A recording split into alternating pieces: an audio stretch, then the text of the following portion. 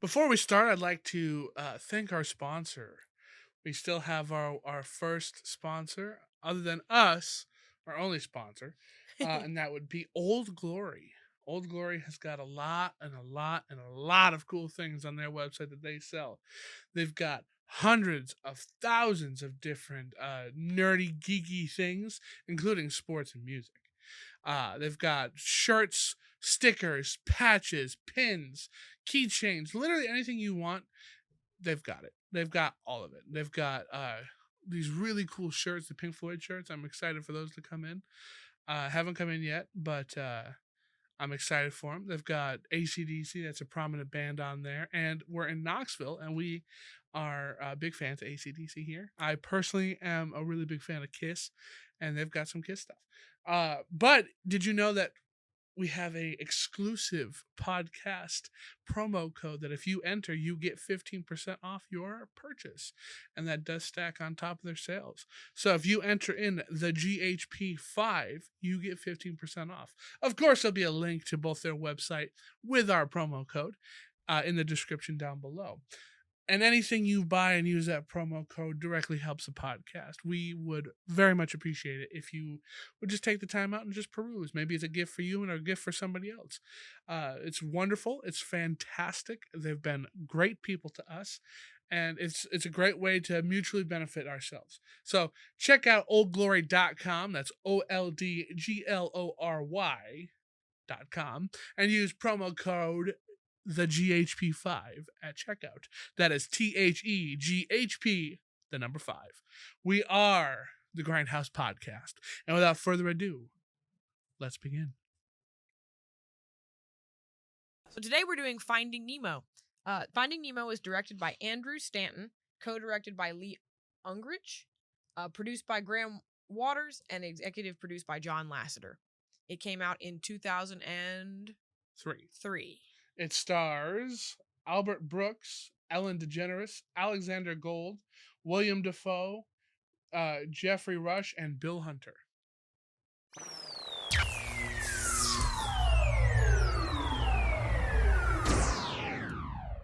Welcome back to the Grindhouse Podcast. Oh, I thought you were going to keep going. I am wife of Cheese Film. This is Cheese Film. And today we're going to be talking about Finding Nemo to add to our Pixar summer that we've been working on.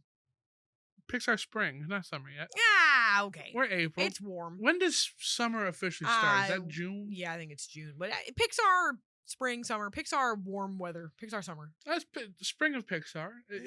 Because, so we talked about how it's not really a renaissance, but a birth. And what is spring but the birth of the new season? So it's spring into Pixar.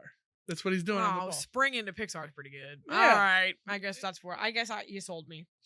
Fine. But we will be talking about the classic Finding Nemo. And is this one the direct opposite of a cult film? I don't remember if we talked about the budgets on the last I don't remember either. movie, Monsters Inc. Like, we know that Bug's Life did pretty good. I don't remember what Monsters Inc. did, but Finding Nemo blew it out of the water. Unbelievable. With a budget of only $94 million, it made $940 million. It made 10 times its budget. Beloved. One of, Whoa! I think it might be one of, if not my favorite Pixar film. It is one of, if not my least favorite. Sorry, you're wrong, but okay. I'm just kidding. It's not that far down. I just don't hold this one in my heart too much. I don't think the cast is all there. I do think Albert Brooks does a great job as Marlin, and I think Willem Dafoe does a fantastic job as Oscar. Is his name, or is it Gil? I don't know why. Oscar. I've always thought his name was Oscar. No, his name's Gil. Maybe he's grouchy. Maybe that's why I went there. I don't really care for Ellen's story. And in light of, Ellen being a pee-pee poo-poo head, I'm not really upset. She wasn't like my childhood. Right. So like, she was never a big deal for me. I thought the cast did really well. There are a lot of there's a ton of characters. like a ridiculous number of characters, and I think that's part of maybe what makes the cast feel like it falls flat. But I feel like everybody does a really good job, and I really think that they bring the ocean to life more than it already is. Now I am 90% sure what's the dentist guy's name?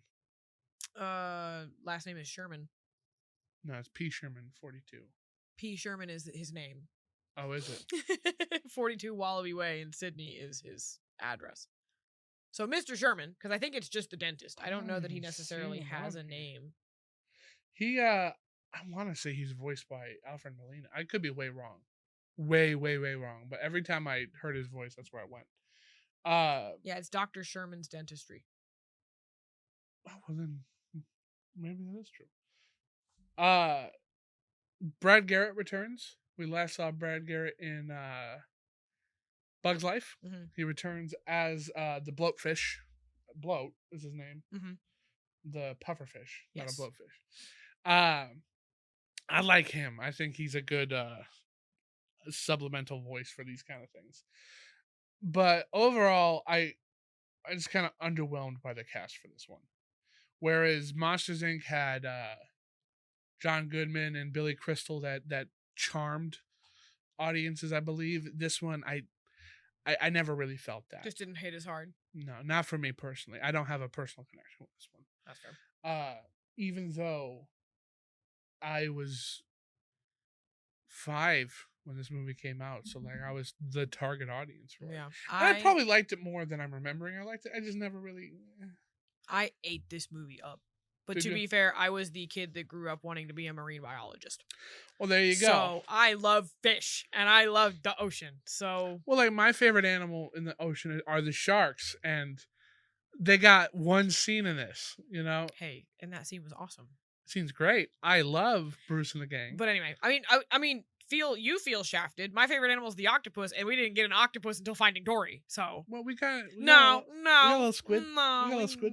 Okay, yeah, sure. We got the little one, fine. But like, we didn't get like an octopus. You know who I think my favorite character overall is in this movie? What? Ray. Manta Ray. The big. That's his name is Ray, right? It's Mr. Ray. I think he is perfect. I think the way how he delivers things is perfect. I think the whole school bus thing where they're riding on his back is really cool. How they're swimming through what really does look like a coral reef is cool. I like the way he's animated. He's probably my favorite. I like him a lot. Yeah, and I don't know who the moonfish are the school of fish. Mm-hmm. That's who John Ratzenberger was. I was about to say, like, I'm pretty sure John Ratzenberger in this one is the fish. I feel like I say the fish like there's not a trillion fish. Yeah. The school of fish where they're like making fun of Marlin. I feel like his voice was doing a voice in this. Hey, one. buddy, this guy bothering you? Type of deal. Like he may have been a little. I mean, he's got it still sounds very much like him, so it's definitely not. Yeah, but it sounds like he's kind of doing a kind of voice. It doesn't sound like the Abominable Snowman. Well, that's because it doesn't sound like P.T. He's Fleet. also talking for like 200 fish. Yeah, but they're using one voice. One guy. It's not even one voice. Well, it's multiple. It's one guy yelling, is what it is. That's why he sounds the way he does. Is he's like one of the fish is like, hey, but like screaming past them. There's only one fish talking. Yeah. And then they're all then they all just because like you can't really tell which one it is. Yeah, that's why it sounds weird. It's muted because it's a fish that's like in the school. It's not like one fish you see talking. None of the fish are moving their mouths. It's just one fish talking like kind of in the background. That's why he sounds weird. He sounds weird because it's literally like, hey, but like he's yelling the whole time, and it's hilarious. Hilarious. Well, it is pretty fun. It's really funny. This movie is really touching. I think I said Monsters Inc. is the first one to have a lot of emotion. I think this one kind of compounds on that. Family emotion. Yeah, I think Monsters Inc. is friends really intensely and like caring about those your friends. Mm-hmm. I think Finding Nemo is family. Like it's about a fish that needs to find his son. It's about a dad who needs to find his kid. Yeah. His kid was whisked away and he's going to cross the entire world Well, it's his just to only. see him again. Yeah, it's You his know? only surviving relative of an atrocious attack. Which, by the way, for an opener for a movie, period, Just add it to the list. the opener for this is beautifully done. Mm-hmm. And like it's emotional as all get out. It's hard to watch, and your stomach sinks like a in rock. Yep. Every time you know it's coming. Yep. You know, but like they're happy together. They're naming them all. They're counting them. Yeah. Uh, I like Nemo. and then she goes out and he goes out after her, and it's silent. Yep. It's the big, vast open ocean. And it's like the colors faded. Not like literally, but like the Well, feeling of the color fading. There's a lot of shadow in the water, Mhm. you know? So, like, the only thing you're really seeing is the shimmer of the barracuda's scales, and it's still. It's hunting, it's holding its ground, and it's meticulous. And there's that standoff where she wants to protect her kids. Yep. She looks down, And but he not with her sees her body. look down, and that's it. He's gonna go for it. She's gonna stop him, and unfortunately, that's the end of it. Yeah. Because there's nothing they were gonna be able to do. Like it's Right. but you're not gonna just let it happen, kind of thing. Right. And then he comes to, and he goes down there, and it's empty, all but one egg, and it's cracked too. it's just got a damaged embryo in there, and he becomes the overprotective dad. Yep. Who and we say across the world. It feels like he's going across the world. The coral reef is on the coast of Australia. This is the Great Coral. You know what I mean? I actually don't know if that's true. It like he takes the East Australian current. He goes a long way. But he might be on this side of the continent going over here, because you wouldn't be able to make it. It's also, I think, one of the few places that have a coral reef at all. It's also the East Australian current, so he's like Australian. Marlin traveled approximately 1,000 miles. Wow. Where was his start? His approximate start? It looks like, yeah, so you were right, though. Based on mapping his journey from the Great Barrier Reef to Sydney Harbor is about 2,000 kilometers. That's an impressive, that's one of those top 10 list of animated dads. He's on there. Yeah, oh, for sure. Yeah, New York City to Omaha, Nebraska is the the sort of setup there. Wow. So he travels. You were right. There's a popular audio. He travels a long way. It's a popular audio on the internet right now from the musical Hadestown. That "Wait for Me" song. Mm-hmm. This fits this. Yeah, it does. 100%. And you do. I mean, after Marlon's not to be liked at the very beginning. You know, he's kind of awkward. He feels overbearing, and just too much. And then as he goes on this journey trying to get to his son, he becomes a very likable character. Well, and there's a learning to kind of accept that your son's growing up. Mm. It's learning to let go. You know what I mean? Or just to trust them. Like you don't have to know everything. Right. But also don't just completely disrespect your parents and go do something wildly dangerous for no reason. Right. Because Nemo got nabbed because of Nemo's hubris. Yeah. Nemo flew too close to the sun and almost died a horrible death. Yeah. He touched the butt. Well, not even just touching the butt. Like the dentist was going to give him to his to Darla, little devil kid, to Darla, who shakes fish to the point of death. Yep. Why do that? Why let your kid do that? But you have the dichotomy of like life on the other, the grass on the other side kind of thing. Yeah. And with Gil, who believes in Nemo and wants him to succeed, but doesn't have that deep of a connection. He's using Nemo as much as he can. Is happy to use Nemo to to accomplish their all joint goal. Yeah, Of he getting he to the took him ocean. under his wing to show him the ropes, but whatever happens, and if he loses Nemo, he loses Nemo. Right. He doesn't care to lose him, but he's not so heartless that he doesn't. Well, care about him. they're all scared of Darla. You know what I mean? So they're trying Yeah. to avoid giving him to Darla. So they give Nemo. Nemo gives them more incentive to try and get to the ocean, because I got him as a present for my niece. They all know who that is, and they all are like, we're not about to sacrifice this child to No, yeah, Tiny they're not Satan. heartless. Yeah, And that's I think a big part of what gets them going. Like, Gil's talked about the ocean. He kind of gave up on the dream, and then he was like, "Oh, I don't want this child to die."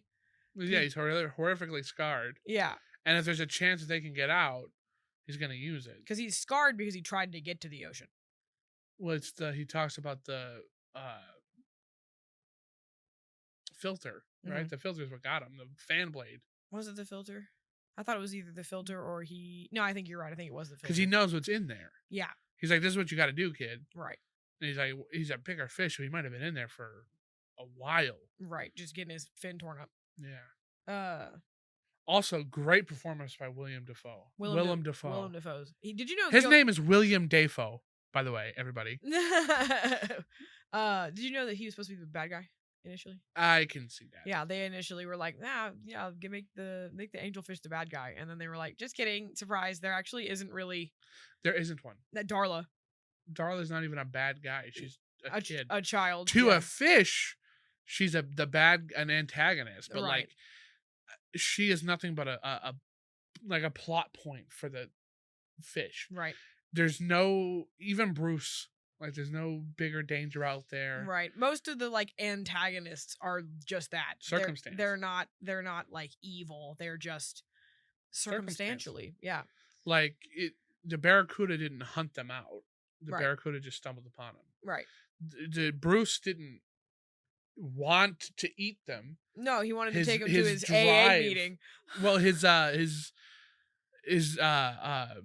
reflex, his instinct kicked in. Yeah. Intervention. Yeah, and like they tried to stop him. Yeah, And he's like, I just want to bite. And like he tried. he couldn't help it. Right. The dentist doesn't know. He's just scooping up another fish for his tropical fish tank. Well, he rescued him from the reef is the look, right? Like he was struggling because he has a bad fin. So in Sherman's head, he saved him because he was struggling to get back to the reef because of his fin. He's a tourist. Well, he said that, to be fair. He was talking to one That's of how he his sleeps dead- at night. Well, But he's got a lot of fish in there that's a bad aquarium for those kind of fish. right. No, You know, I he ain't no understand rescuer. He's that's very, tossing a fun fact into right here that's kind of relevant is the movie's popularity led to population stress for clownfish. So many people wanted to buy fish that looked like Nemo that like it put stress on the population of clownfish. wow. Like, I'm not surprised because that seems to happen a lot. yeah, 101 Dalmatians, same thing happened with Dalmatians. yeah. Only for people to realize these are not like kid-friendly dogs. They are working dogs. They are working dogs. Dalmatian. They're not cat friendly. They're not even really kid friendly. Right. They got a job. Yeah, they have a job to do and they're gonna do it. They're I don't even know what like breed breakdown that is. Like what family that would fall Right. into. I'm not. But good like with clownfish that, are also but like intermediate to hard fish. they to are take care of. saltwater tropical fish that live in anemones. Like Right. Like they are tough to take care of. Yeah. And so it they're happens not again. child. Yeah, they're saltwater fish. It's not like getting a beta. It's not like even beta fish are, not necessarily beginner fish, but And market them that way. they And it's absolutely. I hate that. yep. It's Yeah. the most depressing thing ever. I'll- Walking past that. Yeah, I'll die on that hill. But no, they have to live in pods.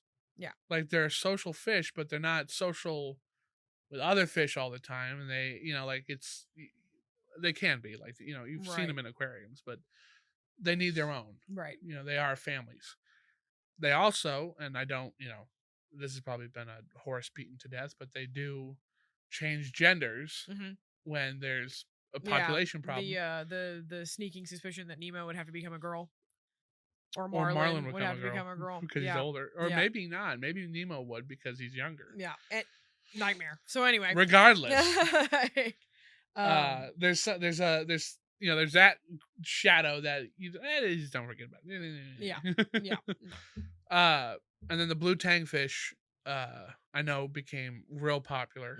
And blue tang are some of the most difficult fish to keep But in they're an aquarium. aggressive as hell. Well, they're aggressive and they require a large amount of swimming space. Yeah. Like when you think of when we go to the aquarium, the blue tang are the ones that swim faster than pretty much every other fish in there. Yes. They are swimming fast and they are being mean. Like they do not care. Blue tanger, I think they might be endangered too. I don't know. I don't know about that. I Like wouldn't be surprised that you could have gotten them at specialty aquarium stores. Right, but like I can't think of an aquarium store I've been to recently where that you can get a blue tang. I don't either. Because I don't think you can. I think there is either like maybe those aquariums that I went to were not legally selling. Right, them. right. And that yeah. So pre-production of this film began in 1997. They did that with Monsters Inc. too. This is part of that lunch talk, and that's what I was gonna say. When did that lunch happen? 1994. So that's when I would give it credit for this, because that's when that idea first entered. That dang lunch, man. That must have been such a cool lunch. Listen, up until the great divide of the Pixar company forming DreamWorks, I bet just being a fly on the wall in a lot of those rooms would have been amazing, especially for people like us, creatives who enjoy this stuff. Or people that enjoy Pixar, because it also feels like that lunch, because they all kind of came from that lunch, that's why they are so deeply interconnected, and how there's so many storyline elements that like overlap each other. Yeah, because they're all connected, because they all happened kind of at the same time. So a couple little cool things about Finding Nemo that I didn't even know about. It is the best-selling DVD of all time. Really? With over 40 million copies sold as of back in 2006. That's kind of diabolical. And was the highest-grossing G-rated film of all time before Pixar's own Toy Story 3. Ah, okay. The film was re-released in 2012 in 3D, and a sequel, Finding Dory, came out in 2016. What did we say? 2003. This movie came out. So yes. In 2016. So 13 years later. There's a good gap there for something like this. It's almost like The Incredibles 2. Yeah. Where took forever for them to make another one of those. Yeah. Finding Dory, I think, is a giant misstep, and they should have done my idea, which would have made audiences absolutely tear up. It would have been wildly depressing for a Pixar movie. Great, love that. Well, because think about it, right? You start the movie off, Dory and her family. She doesn't have any memory loss, and they go on a little adventure or whatnot. But around halfway through, Dory suffers an injury, a head injury, and she starts like forgetting little things here and there, and she keeps forgetting more and more and more. And the group says, like the last thing we see is the group saying, well, it was right over there, Dory, just go over there and get it, or go look over there. And she swims over there and she waits, and we get a close up on her face, and she kind of like makes a look, and then you hear Marlon's voice saying, hey, talking to her. And she turns around, and now everything is forgotten. Yeesh. And then her story picks up there. Like, and it's tragic. It's overly depressing. Yeah, and depressing. Upsetting. That sounds. It's very cheese film of you. Yeah, I don't know. I like noir films. Well, yeah. Nightmare person. Does everyone die and it's really sad? I love it. that's cheese film. But because you don't know how long it's been. You don't know if that was the last thing she was thinking about. You don't know. You just you're left with well, when was the last time I had that memory? Oh, here's something new to focus on. And yeah, I mean, I don't think kids in 2016 would like that. Probably not. probably rough. It earned a lot of money, and I still really haven't seen it. I've seen enough of Finding Dory to like know what's going on, but I don't know. I was never the big Dory fan, so it never really called to me. Right. Well, yeah, especially if you aren't a fan of Dory or Ellen DeGeneres. Kind of in general. Yeah, it's just not my alley. Yeah, it didn't slap as hard as the thought of Finding Nemo did. And really, like, I remember watching like The Incredibles was my first like Pixar movie, Mhm. even though I know there's more before that and around the same time. But like Pixar, The Incredibles is what grabbed me. Mhm. You got to remember, I'm a boy, a little kid boy, and it's a superhero movie with 100%. awesome. The music alone in that movie is one of the greatest things that's ever been composed, It's really good. ever. But so that might also be why Finding Nemo just always got overshadowed to me because I was always watching Well, something you else. weren't an ocean kid. I wasn't an ocean kid, but like I even was an Bugs ocean Life, kid. I thought Bugs Life was better than Toy Story, but I was never really connected to Bugs Life. Right. And Toy Story was all over my house. Right. We were the Toy Story house, Yeah. which is probably why I think it's a little overrated Right. because it was overwatched in my house Right. growing up, and we didn't have a lot of the other stuff. You know, we had a good handful.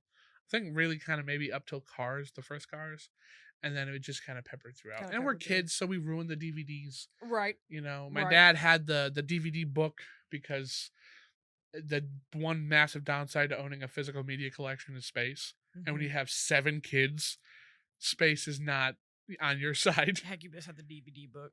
Hey, we don't know if Hecufus is my father. We don't know. Oh, sorry. Sorry to give away some Grindhouse podcast lore. I think But, I said that on one of the episodes. Like we try really hard to like. Well, I always set out to be like mysterious kind of thing. Right. But yeah, no, I mean it's a Unfortunately, family-owned podcast. Yeah, you're not very mysterious with love. But yeah,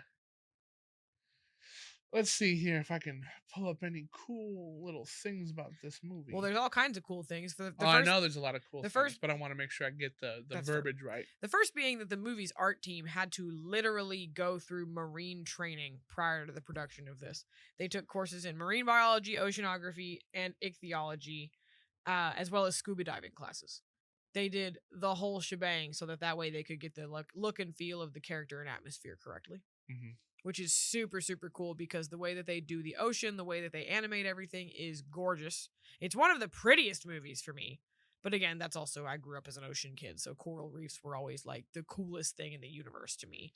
They were so cool. They're beautiful. They're gorgeous. They have so many beautiful fish. They have the ocean in general is just absolutely beautiful. Even the scenes where it's like just sand and water and there's not a lot going on in the background. It's still gorgeous. They do the lighting right. They have the lights hit the water excuse me, oh my gosh, they have the lights hit the water in a way that makes it look like it's shining and reflective. Yeah, that's what I was looking, because like the water in this movie is the most realistic water in an animated movie. Yeah. To date, most likely, because even the water in the Pirates movies, there are some points where I can tell that that's not water, but like this movie holds water. Yeah. It very well. Holds water is really funny. Especially underwater. Right. Wow. The main anemone that Marlin lives in was animated using the same technology as Sully's hair from Monsters Inc. Fun fact. Interesting. Yeah. This doesn't have anything about the there's a lot of different Easter eggs. I guess there's just a buttload of Easter eggs in this one. Like from other different Pixar movies, there's other things that like there's 37 bazillion of them. The only thing that's funny is that like the Luxo ball is barely visible in this one, if visible at all. Is it? It's in the dentist. It's office? in the toy chest at the dentist's office. Okay, that's where I thought it would be. Along like, along with a Buzz pollution. Yeah, along with a Buzz Lightyear action figure. Interesting. Yeah, that's cool. Like they're both in the toy box. That's really cool. I already knew this. This is up here. I'm 90% you know this. People out there know this, but it's kind of fun to talk about because you might not know this because you're not a real big Jaws fan. But you know that's where Bruce got his name from. Mm-hmm. Yes, I did know that. I don't know why I knew that, but I did know that. Probably because I told you. Yeah. Because the animatronic that Jaws uses, the shark, I think there's 3 different animatronics, but like the main one, right? That Spielberg sits in. It's called Bruce. They call it Bruce. Love. And that's I where did know that. they got this from. It's an homage to that. Love that. When he's chasing them through the submarine, he crashes through the wall and he goes, "Here's Brucey." Yes. That's a reference to The Shining. And there's Psycho music. When Darla comes in. Darla is also named after Darla Anderson, the producer of Monsters Inc. She played a lot of practical jokes on Andrew Stanton. So she believes this was his way of getting back What a wow. at her. uh, so I guess there's a whole separate world with this one too, with the whole theatrical versus home media, because not only did this movie explode in the Theater. theater, it exploded for home media release. Yeah. Because it was released both on VHS and DVD, both being THX certified. Told you're gonna hear that a lot. Sick. And it sold more than 8 million copies on the first day of its release, breaking Spider-Man's record, having the highest single day DVD releases. This movie is no joke. Spider-Man surpassed Monsters Inc., which was the record holder before that. Within 2 weeks, it went on to become one of the best-selling DVDs of its time, selling over 15 million copies and beating Fellowship of the Ring with over 40 million copies sold, for its run. So it still holds that record of highest selling DVDs of all time. Highest selling DVD of all time. Which I find to be funny that it even beat out something like Fellowship. Yeah. Because Fellowship is one of those greatest movies of all time kind of movies too, that people attach to. Because, I mean, Two Towers and Return of the King, I feel like, are Lord of the Rings fans' favorite movies, but Fellowship is just one of the perfect dork's favorite movies. Well, it's a perfect like adventure, sci-fi, fantasy movie. Everything's right. over there moving right. Yes. Yeah. I still see the red bar moving, and so is the audio. That's the only one that matters. Okay. Heard. I could put something up here. Fun fact that's not on these sheets that's not in the list because I just have to bring it up. I probably broke my DVD of Finding Nemo because me and Morgan and Cheryl loved. There's this like in the special features of the DVD, there's this like you can just play on loop on your TV the coral reef. No fish, nothing, just ocean sounds and the coral reef. And let me tell you, like going to sleep. They don't even have like the fishes from the movie. I don't think so. If I recall correctly, I think it's literally just like ocean noise, and then like the anemone, and like just ocean. That's adorable. Because on Disney Plus they have like Dory's Reef. Yeah. Screensaver thing that you can just put on, and they'll come in and they might have had maybe a fish or two at some point, they but might have made that for Disney Plus. If I recall correctly, like I think it was literally just reef. Well, just to go to what we're saying, like it's all animated. Like none of this is photography. It's all picture animated. There was actually there was a fact on a different sheet that I was looking at that the animators needed to kind of cartoonify the fish because they were kind of worried. Too fish-like? They were worried that it was going to look too documentary-esque. And because of how real everything was. Yeah. So they kind of like aggressively cartoonified the fish's faces and stuff. Well, I think it does add a good charm to it. Yeah. The fish generally, for the most part, all look like you can insert character here, there. Like tell us a joke, clownfish. Like you can see like 3 suburban dads in their blue polo and their khaki Someone's shorts. Holding the Pabst. Yep. One of them's got the Larry David bald head. Yep. The Larry David bald head. And you can even see Marlin. Like he's wearing glasses. His hair's not really kept. Yeah, they human them up a little bit. Yeah. Where they, can be relatable to people. And I think that's really cool. But it is funny that they were like, oh, we don't want it to be too realistic. Like, if it's too realistic, it's going to look too much like a documentary. Which is really funny because that's what they're going for now. Mm-hmm. The Disney studio is that they're going for the over-realistic, almost looking like a documentary look. Well, sometimes. I mean, if you look at Elio looks like... Disney, not the Pixar. Oh, you're right. Sorry. Look at Lion King. Yeah. Look at Beauty and the Beast. You're so look right. at The Jungle Book. Like, when they what they're going for now is to realify these movies. You're so right. And even the ones I do like, you lose something when you're just talking to a bear. Yeah. And the bear can't emote on you. Yeah. Like I said, the best way to watch the new Lion King movie is to mute the thing and play the soundtrack because it looks beautiful. Right. It's just they're lions, Right. and if you know the movie enough, you don't need the dialogue, and the movie's shown enough. Like it's a very visual story to get the point across. Right. Uh, at the 76th Academy Awards, Hmm.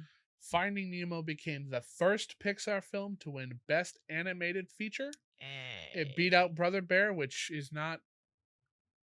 I'm not surprised. Hey. Brother Bear is at that. I like Brother Bear. Do not get me wrong. Brother Bear Brother Bear is slaps. one of my. I listen. The moose in that movie, love them. Based your personality on them. You're one big beaver, eh? Love it. I love the. I don't know all their names, but I don't know any of their names. When Ki, I think his name is, kills the mom bear and becomes the baby bear's older brother, and then his brother hunts him down thinking he's the bear that killed him. Yeah. This whole dynamic and the way it's animated, like the bird in the sky, and it's gorgeous. Oh my god! Don't get me wrong, but like Brother Bear, I feel like, and I don't know this. This is just based off speculation. I feel like underperformed and became like the downhill, because I think after that came Home on the Range and stuff like that. Could like be I've never even seen beginning Home of on the the Range. experimental period. Yeah, or just the lull. I don't even know if where they picked back up. I'm not very on the mid Disney stuff. I got the Renaissance, I got the gold and silver eras, but this has always been muggy for me. But I know that like Tarzan, we're on the tail end of right what is known as like the Disney stuff, right? What they're known for. You compare like Cinderella to Pocahontas kind of thing, like that. That is an accomplishment for a studio, right? That is now turning 100 years old, and they might be misstepping pretty hard here or there. I like some of their stuff. I'm not holding it against them. I think they're really shining in the engineering department, the Imagineering department at their parks. I think it's wildly unbelievable what they're pulling off there. But overall, if we just got to go back, we just got to pull the reins back, and I think we'll get back to it.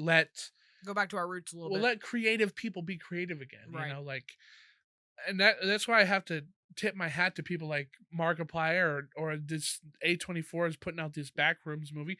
Backrooms shouldn't be a movie.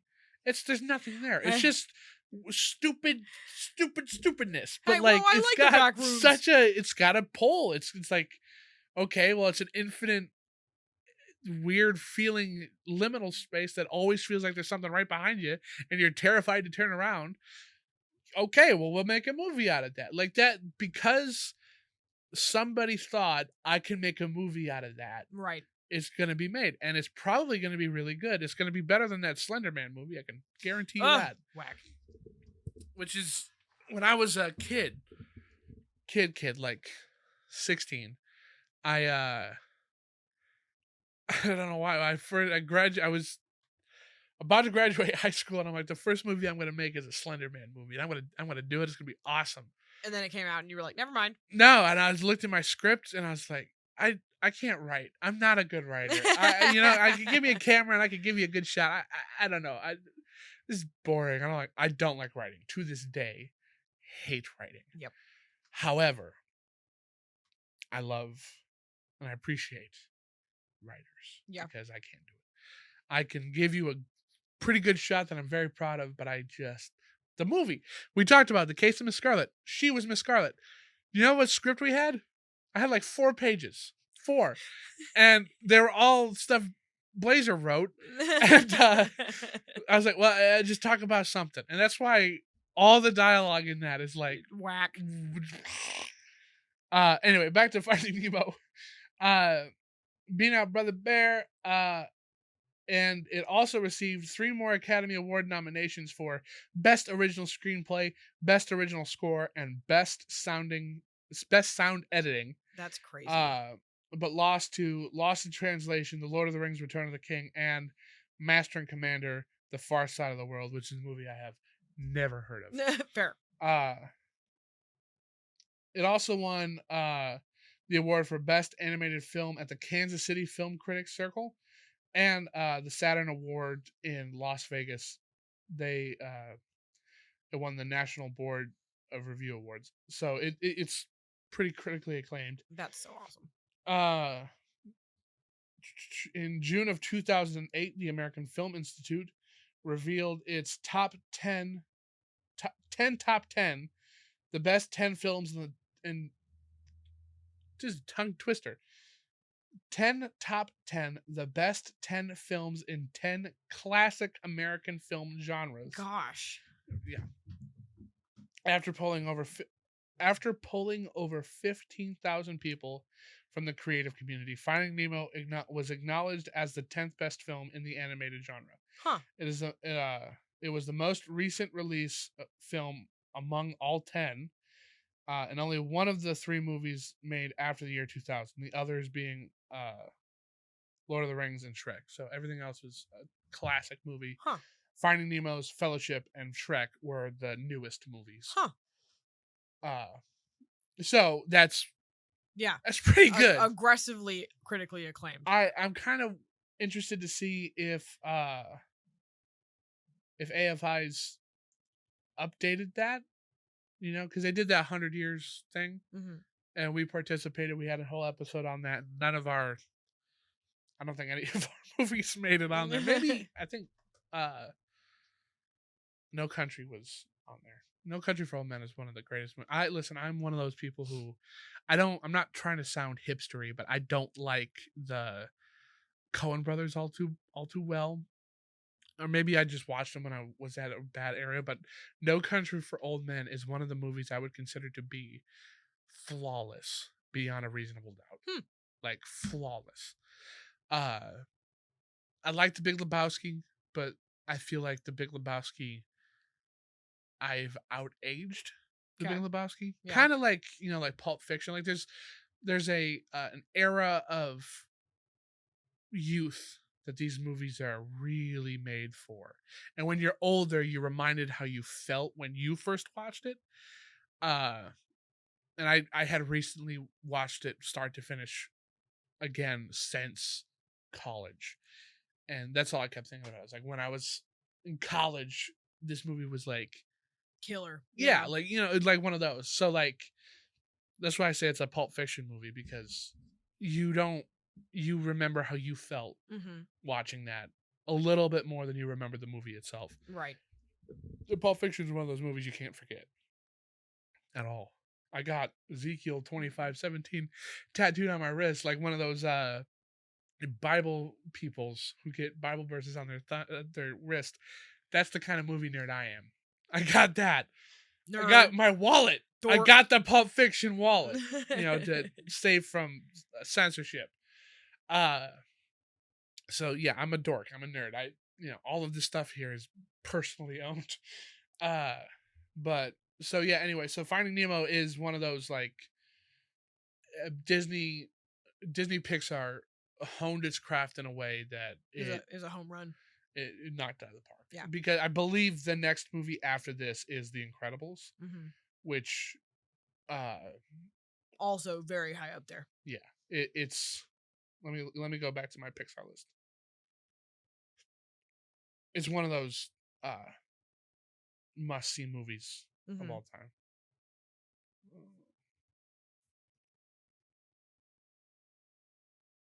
The kids, the turtle kids in the East Australian current, their shells are meant to look like Hawaiian shirts. They have the little kids. Their shells look like Hawaiian shirts. Interesting. I did not pick up on that. Oh yeah, you'll see it now. Well, and I like the way it's lit in the current, how the light moves. I always just thought it was the light tracing on it.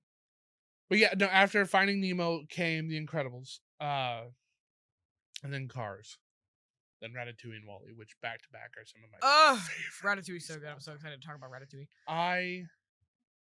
This is the swing, because after Up comes a downswing, like we talked about before with Cars 2, Brave, and Monsters U. Even though we love them, I think Monsters U is even better than Monsters.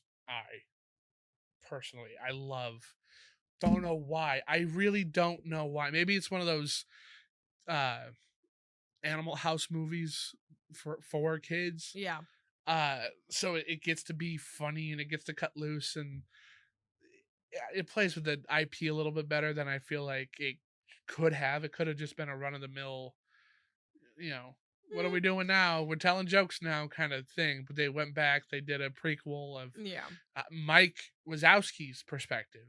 Him, Being the main character. yeah, and Yeah. his journey becoming Sully's sidekick, because not everybody gets to be Right. the top scarer. Right. Somebody's got to carry the clipboard. Hey, we're gonna talk about that one. Shh.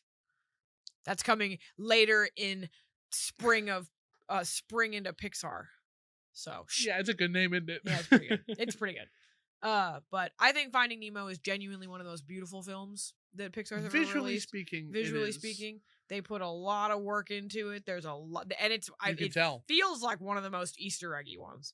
Feels like there are just a bazillion and one Easter eggs in Finding Nemo that you can find. Mm-hmm. Like, I mean, just doing research about it, seeing all these people on the internet that are like, I broke down Finding Nemo frame by frame. Here's the like 145 Easter eggs that they had.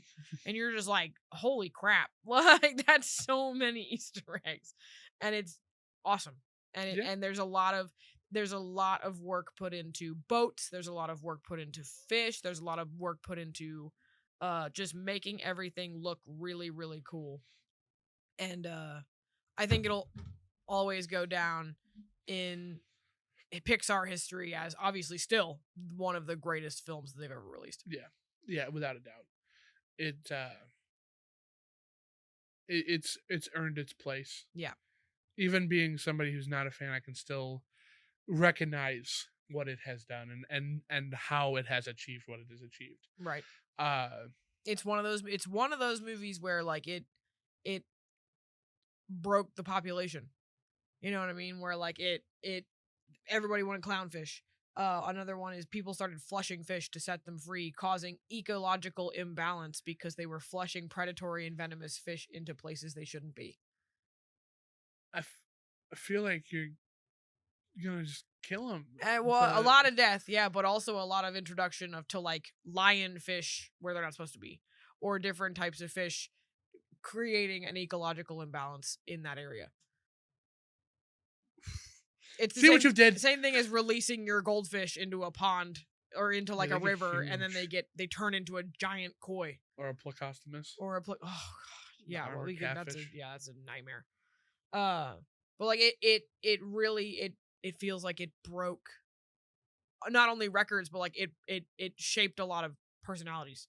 I can only imagine the amount of interest in like in the ecology of the ocean and being in marine biology had to have gotten higher. You know what I mean? Just things like that I think it's just such an interesting, cool film. Yeah, it's definitely it's got an impact on the world. It has not it did not just dip its toe in the water. It splashed. Right. But do you have any closing statements? Oh, I mean, I have a lot of fun facts about Take it away. Yeah. A postcard in the back of the dentist office wall states greetings from Emeryville, which is the city where Pixar is located. Cool. There's an M is for Monsters book on the table in the waiting room. The boy in the dentist room is reading a Japanese Mr. Incredible comic, hinting to their next movie. And the mermaid on the stern of the sunken ship in the tank when they start making things dirty is from the short film Knick Knack. Oh, cool. What was the short film that accompanied this one? Ooh, great question. You look that up while I finish my fun facts. In the Sydney Harbor, many of the boats in the Sydney Harbor were named after Pixar employees such as David Salter, Jerome Ranft, and Peter Son. Oh. One of the boats in the harbor is named For the Birds, named after the Oscar-winning Pixar short. That one's one of my favorites. It's really good. Another boat is named Men V or Men 5, which is the name of the proprietary software used for this film. Mike Wazowski from Monsters Inc. can be seen snorkeling past the camera in the end credits. The Pizza Planet truck from Toy Story can be seen on the highway shot near the dentist's office. And then Buzz Lightyear, like we talked about, Buzz Lightyear and characters from 2 upcoming Pixar films, The Incredibles and Cars, make an appearance near the toy box. The last one is the A113 that's in every film, is the make and model of the underwater camera he uses to take a picture of Marlin before he disappears. I don't think this had one. What? I don't think this had a short film. Really? Or short. Are you sure? On it. I'm looking at the list of well, like Jerry's Game was on Bug's Life, For the Birds was on Monsters Inc., and then Bounden was on The Incredibles. They're not on here. Finding Nemo Pixar short. Now I gotta know. They're not on here. Finding Nemo's Pixar shorts. The Pixar short originally attached to the theatrical release of Finding Nemo was Knick Knack. Yeah, but that came out in 2003, I think. Or not 2003. It was produced in 1989, but it was I think it was Knick Knack. Well, according to Wikipedia, yeah, it was Knick Knack. It doesn't have one. Oh, well, the one that was supposed to go with it was Knick Knack. One of my favorites. I love Knick Knack. Knick Knack's fun. But Knick Knack was one of those, I don't know. It's all good. It might not have one. It's supposed to have one, and it was Knick Knack. 1989. Directed by John Lasseter. I don't know. It's okay. Well, okay, so it came out in 89, but they had it around and just threw it on there for. I mean, it could be, because I know it was animated later than 1989 for sure. You know what I mean? So I think it might have been produced at that point. I don't know, but anyway, closest we're gonna get is Knick Knack. But they also have the mermaid from Knick Knack in the tank, so whatever. Well, there you go. But closing remarks wise, that's all I have for Easter eggs. And closing remark, I mean, this is probably arguably my favorite Pixar film. Cool. And so it all's going downhill from here for you. No, this is not going downhill. Well, if this is the top of the top. I mean, this might be the peak, but that's because this film rocks. And I have always loved it, always will love it. It's a really big one for me. And I would say if you haven't watched it, watch it. But I feel like 99% of the population's probably seen it. But give it another shot, because I feel like the more you watch it, the more cool things you see. Don't always pay attention to the main character in the foreground. Pay attention to what's happening in the background, because something different happens. It feels like something different happens every single time. Also, we didn't talk about this. The anglerfish scene is badass. Yes, the anglerfish scene is one of my favorites. Banger Dory song that I unfortunately ingrained into my personality for probably like 10 years after that. I sang that stuff. I still sing that song, the Just Keep Swimming song, all the time. And it's so good. The anglerfish is really cool. I did read that there are some like biological inaccuracies with him. You mean like an anglerfish being enormous? Yeah, that's a part of it for sure. They're not very big. Some of them can be. Not, yeah, I mean, the one you're thinking of, that football fish, definitely was really small. But there are some that are pretty big. But I thought the anglerfish was a small fish. They can be. Like, not even the one we've seen. I'll look it up. But in general, like, just really hone in on some of that background element, because you're really gonna discover some cool new things that you're gonna like. But always give it a shot. One of my favorites, and it's always a joy to talk about Pixar films. It is. This has been fun. It's always fun. I'm excited we did this. Yeah, me too. Let us know what your favorite Pixar movie is in the comments down below. Have you seen Finding Nemo? Of course you have. What's your favorite part? And if you haven't, you should. If you haven't, how couldn't you have? Everybody's seen it. Literally, it's the highest grossing highest grossing DVD sale of all time. But let us know what you think. We are on all platforms. You can listen to podcasts, and we are on YouTube with video podcast pretty much exclusively. Check us out on all platforms. We are at thegrindhousepodcast.com or at CheeseFilm on TikTok and Instagram. Where can I find you? I go by Miss French Tattoos on TikTok, Instagram, and Facebook. I do tattoos for a living, and I draw all the art for the podcast. She does. She's wonderful. She's a sweetheart. And she's a fantastic tattoo artist. Everything I have on my body is done by her. And a lot of them were just practice pieces, which is even cooler. But I have been CheeseFilm. I have been wife of CheeseFilm. This has been the Grindhouse Podcast. CheeseFilm out.